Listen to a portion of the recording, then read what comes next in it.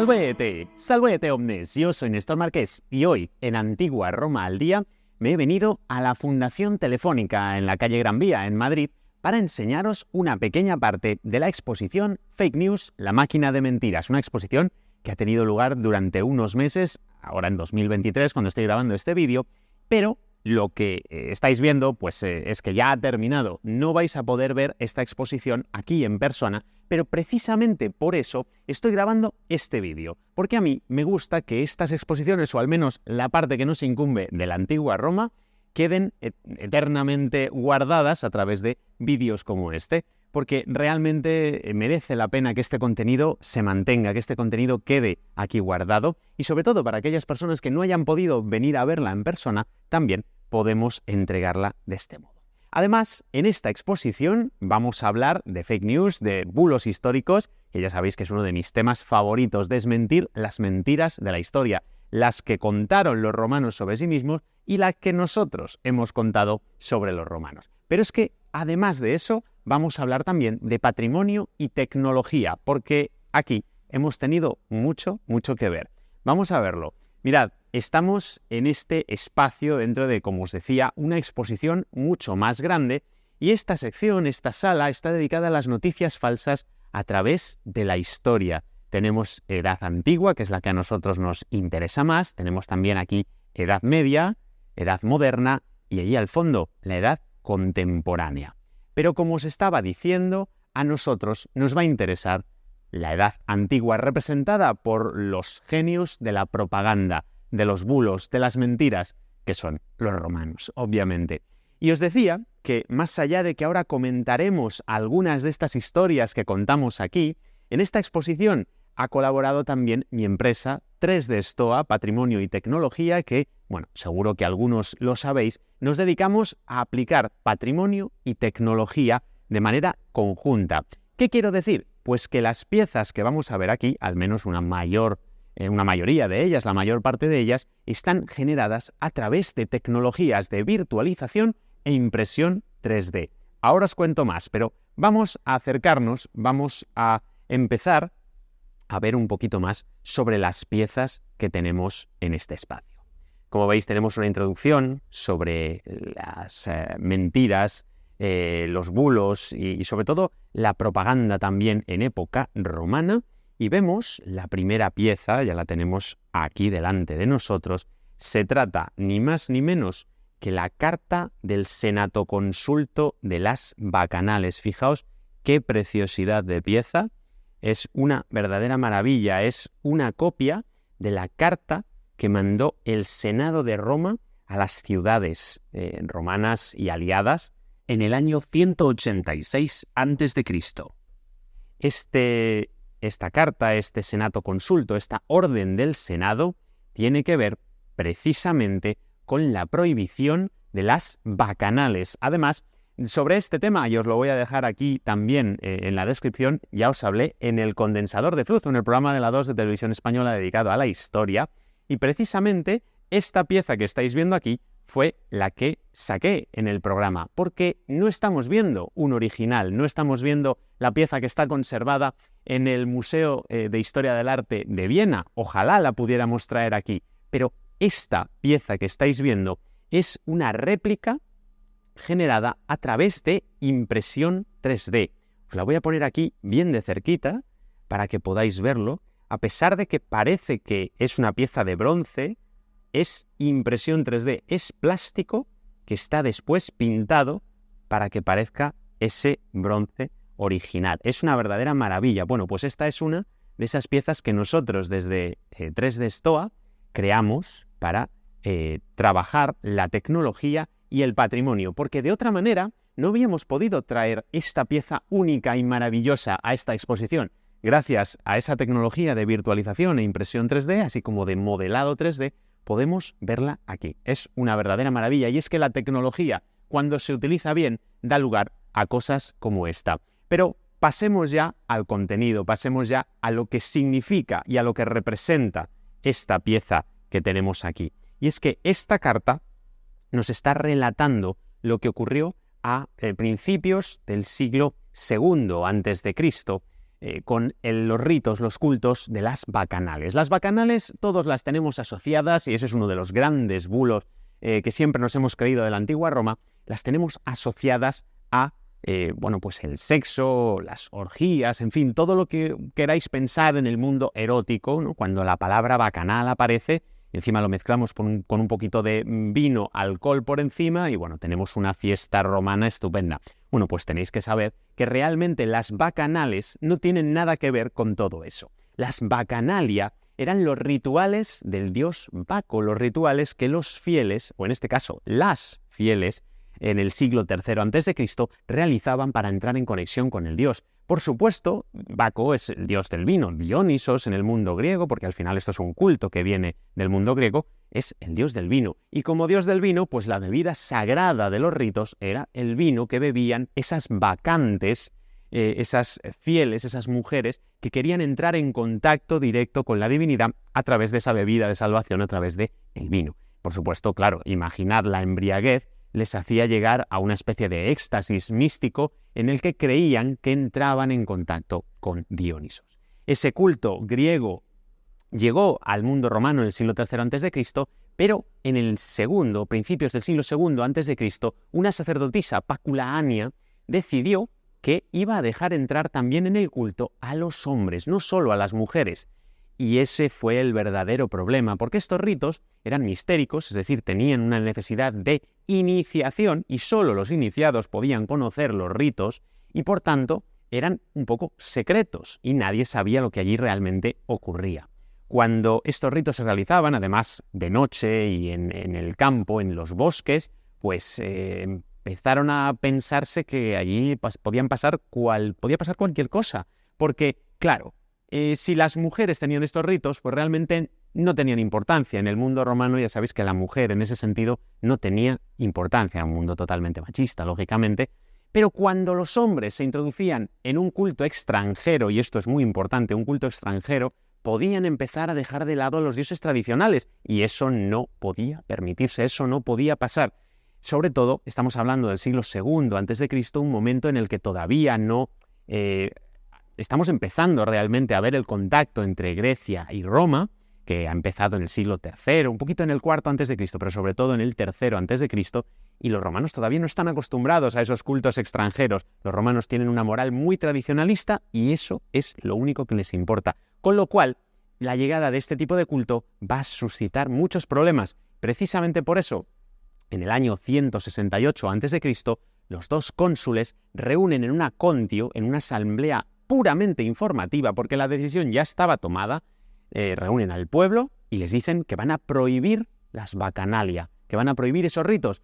Y no solo eso, sino que, y aquí lo vemos, decretan en este texto que se van a prohibir en el plazo de una semana y que cualquier persona que se niegue a cumplir esta ley será ejecutada. Pena capital directa precisamente para las personas que sigan realizando los cultos de Baco. De hecho, ahí lo podéis ver. Rem capitalem, veis que dice capitalem, con una U en vez de la Y claramente, faciendam censuere, es decir, que se está pidiendo la pena capital para las personas que realicen cultos a Baco, excepto en unas condiciones muy controladas, por supuesto. Pero, claro, ¿por qué? Bueno, pues como esa amenaza no la podía asumir el Senado, lo que hicieron fue crear un bulo, crear una gran mentira que ha llegado hasta nuestros días, porque se pagó incluso a falsos testigos para que dijeran que en las bacanalia había asesinatos, había relaciones sexuales con niños, había de todo. Cosas horribles, incluso después de los asesinatos se comían los cuerpos, en fin, dijeron de todo para demonizar, para destruir completamente la reputación de los cultos de Dionisos, las bacanalia. Y así lo hicieron. El culto se prohibió, se persiguió a muchísimas personas que tuvieron que huir, se ejecutó a muchos hombres, se obligó a muchos padres a ejecutar a sus hijas, porque esto es increíble, pero la ley decía eso precisamente, que los padres debían ejecutar a sus hijas. Así que fue una verdadera caza de brujas y lo estamos viendo todo gracias a este texto, que es la única copia que nos ha llegado de este Senato Consulto de las Bacanalia, uno de los bulos más grandes de la antigua Roma y que ahora podemos ver aquí gracias a esta pieza que tenemos en la exposición de Fake News. Es realmente una historia bastante horrible porque ha llegado hasta nosotros de una forma también muy deformada y por eso hemos relacionado siempre esa idea, ¿no?, de los cultos de Baco con elementos sexuales que realmente no estaban ahí, que no eran ciertos, por supuesto, y viene todo de ese momento, año 186 a.C. Pero todavía nos quedan más historias por descubrir en esta sección. Tenemos aquí unas pequeñas monedas de las que ahora vamos a hablar y después pasaremos a ver a estos personajes, algunos de los más importantes de comienzos de la época imperial.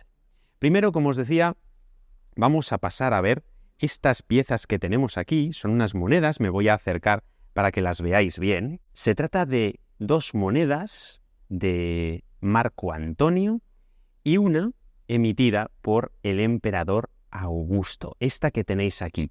Pero más allá de que me creáis, porque son piezas muy chiquititas y quizá no las vais a ver bien, os recomiendo una cosa. Vamos a hacer un pequeño experimento. Mirad, yo ahora os voy a dejar en pantalla unos códigos QR y vais a poder escanear esos códigos para poder ver estas piezas en 3D mientras yo os las estoy enseñando. Vamos a hacer la prueba. Aquí tenéis ya los códigos para ver las dos monedas de Marco Antonio y la moneda de Augusto. Por supuesto, estos códigos están también en la propia exposición para que cualquier persona pueda ver estas monedas. Aquí los tenéis, fijaos. Y ahora sí, como os decía, vamos a verlos, porque este es un momento crucial. Es un momento crucial de la República. Estamos al final de la República. Estamos hacia los años 32 y 31 a.C. Y en estas monedas que estáis viendo aquí, que tenéis los QRs para precisamente verlas mucho mejor, vemos las legiones de Marco Antonio. Vemos cómo Marco Antonio, que ya se está enfrentando abiertamente a Octaviano, al futuro emperador Augusto, está pagando a sus tropas, a sus legiones, con estas piezas que estáis viendo aquí. Estos son denarios, monedas de plata, que representan tanto las legiones, ahí veis la Legio Sexta de Marco Antonio, con esos estandartes, los signa y ese águila imperial espectacular en el centro, y precisamente a la derecha también podéis ver esa otra moneda en la que hay una nave militar que tiene la inscripción de Antonio Augusto, parte de los triunviros de la res pública, ¿no?, del gobierno que había formado con otros dos hombres, con el propio Octaviano y con Lépido, que acabó bastante, de forma muy desastrosa, vamos a decir, ¿no? Recordad que cuando ese triunvirato ya no se renovó, los lazos se partieron totalmente y Marco Antonio ya estaba en Egipto con Cleopatra, despreciando a la propia familia del futuro emperador Augusto, pues Octaviano, como le llamamos en ese momento para diferenciarlo de su padre adoptivo, Cayo Julio César, aunque ese era su nombre en ese momento, se lo cambió, pues no pudo hacer otra cosa que declarar la guerra. Pero fue muy inteligente y aquí está la propaganda, porque no le declaró la guerra a él, a Marco Antonio, porque Roma acababa de salir y estaba todavía dentro de una guerra civil contra Pompeyo el Grande, ¿no? César se había enfrentado a Pompeyo y después a sus hijos, y Augusto todavía estaba enfrentándose a Sexto Pompeyo, al hijo de Pompeyo en la batalla de Nauloco en el año 36 a.C., por ejemplo, ¿no? Entonces, Roma no podía soportar una nueva guerra civil y no podía declararle la guerra a Marco Antonio. Así que el futuro Augusto, que lo tenemos también precisamente por aquí, hizo algo muy inteligente, y es que declaró la guerra a Cleopatra, a una enemiga extranjera. Por lo tanto, a Antonio se le dio la oportunidad de volver a Roma, se le dio la oportunidad de ser perdonado. Nadie esperaba que lo fuera a hacer, por supuesto, porque no lo habrían perdonado, esto está claro, pero la propaganda era así. Entonces, le declara la guerra a Cleopatra de una forma muy ritual y muy tradicional, que es un tema muy interesante también y que lo podemos comentar en otro momento y que lo tenéis también, si lo queréis, en mis libros. Tenéis el enlace por aquí abajo si queréis leer un poquito más de historia romana. Pues lo que hizo Augusto fue declarar esa guerra a Cleopatra, y precisamente por eso se acuñan estas monedas, que son monedas de guerra, monedas en las que Antonio reúne a sus legiones para enfrentarse a el futuro Augusto. Pero por otro lado, ya sabemos cómo acabó toda esta historia, tenemos esta otra moneda aquí del propio emperador Augusto, una moneda ya acuñada en el año 19 a.C., probablemente en Colonia Patricia, en Córdoba, y veis que dice Ob Civis Servatos. Es una pieza fantástica también con la efigie del emperador Augusto que podéis ver en 3D y que conmemora también con la corona cívica esa victoria, esa salvación de todos los ciudadanos, porque Augusto fue el salvador de la res pública en la propaganda. Destrozó las naves de Marco Antonio y Cleopatra, aunque realmente en cuanto huyeron en la batalla de Actium, pidió a sus soldados que no siguieran atacándolas y que recuperaran todo el botín posible, porque estaba en una situación económica muy, muy difícil, pero al final venció. Venció en la batalla de Alejandría, en el año 30 a.C., y se convirtió en el princeps, en el primer emperador de Roma. Así fue como surgió el Imperio Romano, con una de las mayores mentiras de la historia, y fue que Augusto dijo que estaba restaurando la res pública y que estaba salvando a todos los ciudadanos, y en realidad lo que estaba haciendo era conseguir el poder unipersonal para él y para los descendientes que vendrían detrás de él. Entonces, estamos hablando de un punto de inflexión total, pero estas monedas además están aquí por algo muy interesante, más allá de esa leyenda, Ob Civis Servatos, por la salvación de todos los ciudadanos, esa corona cívica, que es una corona de roble que se entregaba a un romano que salvaba a otro ciudadano. Bueno, pues si salvas a todos los ciudadanos no te quiero ni contar. Pero, como decía, más allá de esa moneda, las monedas de Marco Antonio nos cuentan otra historia. Y es que en ese momento, Augusto, cuando estaba terminando ese combate entre él y Cleopatra y Marco Antonio, estaba a punto de perder la batalla solo por una cuestión económica, porque la batalla de Actium, una batalla naval que comandó el general Agripa en el año 31 a.C., 2 de septiembre del año 31 a.C., pues se había gastado todo el dinero que había pedido prestado y que había incluso expropiado a otros ciudadanos romanos. Si no lo devolvía, a lo mejor no habría sobrevivido. Pero lo consiguió. ¿Y cómo lo consiguió? Bueno, pues capturando ese botín de Marco Antonio, capturando todas esas monedas que se iban a entregar a los soldados si ganaban la batalla. Pero aquí tenemos un problema, porque las monedas que estamos viendo aquí, estas monedas de Marco Antonio, son monedas que llevan el nombre de Antonio, que llevan las legiones del triunviro, y que habría sido muy difícil de explicar para Augusto entregárselas a sus soldados. ¿Por qué me entregas la moneda del enemigo? Lo fácil habría sido fundirlas todas y reacuñarlas, como en parte se hizo, por supuesto, y se crearon nuevas monedas de Octaviano. Aunque tenemos un problema, porque las monedas de guerra suelen tener unos contenidos de plata y de oro, aunque las de oro se utilizaban menos, pero tenían un contenido de plata menor. Es decir, había un margen del metal, que no era plata, para ahorrar costes y así poder acuñar más monedas. La plata de estas monedas precisamente es más baja que las de las monedas de Octaviano, que siempre buscaba en mantener esos estándares tan altos, y habría tenido mucho problema porque habría perdido muchas monedas, mucho numerario, mucho contante para pagar a sus tropas. Así que, en vez de perder todo ese dinero, utilizó la propaganda, utilizó los bulos y utilizó las mentiras políticas para decirle a sus soldados que les iba a pagar con las monedas de su enemigo, que la moneda de su enemigo la iban a recibir. ¿Por qué? Pues porque las legiones de Marco Antonio habían abandonado a su general y se habían cambiado de bando y se habían unido a ellos. De hecho, esto es algo que en algunos casos sí ocurrió realmente, con lo cual la justificación estaba perfectamente gestionada, de tal manera que los soldados cobraban, Augusto se ahorraba unas buenas monedas y un buen dinero porque realmente no tenía que reacuñar, y mientras tanto, utilizando todas esas mentiras, toda esa propaganda, consiguió llegar a ser el princeps, el emperador de Roma, el primer emperador de Roma, de un imperio que vemos precisamente representado en estas cabezas de mármol que veis aquí.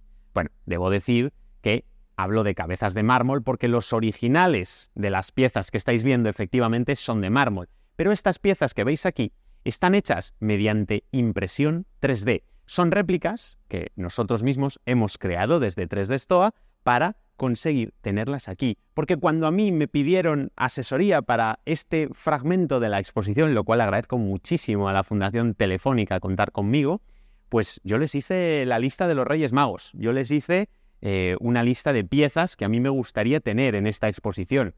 El problema es que son piezas que vienen del British Museum, de la Villa Getty, de los museos capitolinos, de los museos nacionales romanos, en fin, museos muy potentes que pues quizá no nos hubieran prestado toda esta cantidad de piezas, porque al final son 6 cabezas romanas espectaculares de primer orden las que tenemos aquí. Por lo tanto, lo que hicimos fue crear réplicas. Creamos unas réplicas a través de fotogrametría, virtualización 3D, modelado e impresión 3D para que ahora las veamos, y me voy a acercar ya a ellas para que las veáis bien, nos acerquemos y realmente veamos que tienen una gran calidad, que son espectaculares y son unas piezas que nos ayudan a contar un poco también esos bulos y esas mentiras de la historia. Aquí podéis leer lo que dice Suetonio del emperador Augusto. Su aspecto era muy agradable sin que cambiase con la edad, sus ojos eran vivos y brillantes, y quería incluso que se los considerase dotados de una fuerza, en cierto modo, divina, porque estos ojos, este emperador Augusto, es realmente el que inició todo el Imperio Romano y lo hizo, como veíamos antes, a través de las mentiras, de las fake news, si queréis, que es la mentira política, y a través de los bulos históricos. Pero se generó una imagen de venerable, de elegido por los dioses, si queréis, que no tenía realmente cuando se estaba enfrentando a sus enemigos, porque era despiadado, era frío, era calculador, pero consiguió remodelar totalmente su imagen para conseguir convertirse en el venerable Augusto, que es como la historia realmente le recuerda, como un ideal total. Más allá, tenemos que ver también a Livia, su mujer, la emperatriz, la primera emperatriz de Roma. Aquí la tenéis en otra cabeza que viene también del British Museum, y una frase de Tácito, el pérfido Tácito, que nos dice: a Lucio, cuando marchaba hacia los ejércitos de Hispania y Acayo, que volvía de Armenia gravemente herido, los arrebató una muerte fatalmente prematura, o tal vez una astucia de su madrastra Livia. Y es que Tácito nos está hablando precisamente de esa imagen que tenemos de Livia, la envenenadora, Livia, la malvada madrastra que solo quería que su hijo Tiberio llegara por encima de todos y que asesinó a un montón de pretendientes al trono hasta llegar a su hijo. Pues esta imagen, ya sabéis, los que me seguís desde hace mucho tiempo, esta imagen es completamente falsa. Livia no era una malvada madrastra, Livia no asesinó absolutamente nadie, tan solo la pérfida lengua de Tácito, que no podía soportar que una mujer tuviera poder y no fuera horriblemente mala, nos ha dado esta imagen de la emperatriz. Livia es una de las mujeres más importantes de la historia de Roma, y a ella la siguieron muchas otras, por supuesto. Especialmente podemos hablar del caso de Julia Domna, que junto con Septimio Severo imitaban precisamente la idea y la imagen de esta pareja de Augusto y de Livia. También tenemos a Calígula, que, bueno, pues desgraciadamente tiene esa mala fama en la historia de loco, precisamente, ¿no? Y por aquí nos dice Suetonio que su rostro era naturalmente horrible y repugnante, pero él procuraba hacerlo aún más espantoso estudiando delante de un espejo los gestos con que podía provocar más terror. Bueno, yo no veo ese gesto horrible en esta cara de Calígula, de esta cabeza de la Villa Getty en Estados Unidos, porque fue un emperador que sí, efectivamente, no tenía gran experiencia, demasiado joven, además, porque su tío Tiberio no le había enseñado lo que necesitaba para ser el emperador, pero de ahí a decir que era espantoso, horrible, loco, lo que queráis sobre este emperador Calígula, pues no es cierto. Son también bulos, son también desprestigios por parte de una clase senatorial que escribió la historia porque fueron los vencedores y fueron los que asesinaron a este y a otros emperadores, y realmente contaron lo que quisieron. De hecho, la narración de Suetonio de la vida de Calígula está totalmente tergiversada para que parezca que primero había esperanzas y que era un buen emperador, que después se volvió loco por una enfermedad, lo cual no es cierto. Esas historias están mezcladas y no tiene sentido leerlas de la manera en la que les escribió Suetonio. También podemos hablar de cómo se le acusa de incesto con sus hermanas, algo que es un desprestigio muy común también para una persona poderosa, ¿no? El incesto es una de las peores cosas que podía haber en la antigua Roma y es un insulto muy común. Una mentira, un bulo, unas fake news. En definitiva, ¿no? Entonces, a Calígula, que no decimos que sea o que fuera un gran emperador, no fue un buen emperador, pero no tenemos que verle de la manera monstruosa que le ha tratado la historia. Y tenemos a 3 personajes más, seguramente 2 de ellos, estos 2 de aquí, los más odiados por la historia a través de los tiempos, y otro que ha pasado como el más tonto de todos, ¿no? El pobre Claudio, que, pues todo el mundo decía que era estúpido, que no sabía nada de la vida, que tartamudeaba, que, en fin, que no era una persona de provecho, y sin embargo llegó a ser el emperador, llegó a ser un personaje fundamental para la historia de Roma y que además era mucho más listo de lo que parecía. El propio Augusto, en una carta a Livia, nos habla de que Claudio no es tan tonto como parece, como les parece a los demás. Nos lo dice así literalmente, y realmente nos dice que cuando está calmado en un ambiente que controla es un orador magnífico. También sabemos que le encantaba la gramática, escribió una obra sobre gramática, inventó hasta 3 letras en el alfabeto, en el abecedario romano, y también escribió una historia de Roma él mismo. Por desgracia, no la hemos conservado. Probablemente también debamos pensar que, a pesar de que lo que la historia nos dice es que cuando le proclamaron emperador, la guardia pretoriana se lo encontraron detrás de una cortina escondido después del asesinato de Calígula, pues realmente podríamos pensar que fue él el que orquestó, al menos en parte, el asesinato de Calígula.